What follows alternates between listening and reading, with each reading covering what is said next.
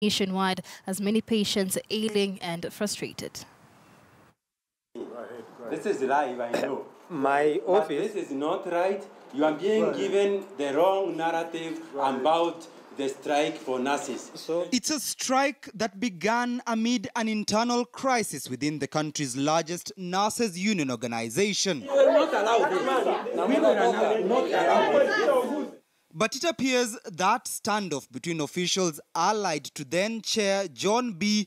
versus those loyal to Union Secretary General Seth Panyako may not have dampened the nurses' spirits in fighting for what they believe is rightfully theirs. And you don't have to look far to determine the medics' resolve to have their allowances paid.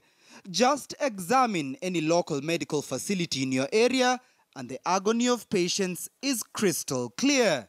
Today marks 79 days since the nurses' strike began, and it appears they are not about to let up anytime soon. I'm asking the President Uhuru Kenyatta to come out clearly and address the issue of the nurses' strike. We saw how he came out strongly with the doctors' issue until he called doctors to go to Mombasa. But look at the nurses. The President has not even issued any statement. 33-year-old George Omolo is among the few remaining patients at Kisumu's Jaramogi Oginga Odinga Hospital.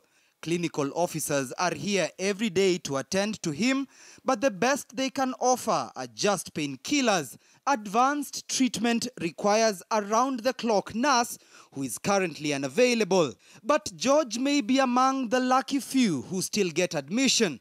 Other facilities remain under lock and key. A biting nurses' strike has kept many at bay. The nurses who began their strike on the 5th of June this year are demanding an increase in their health risk, uniform and extraneous allowances, which they say should see county governments spend about 7.2 billion shillings annually.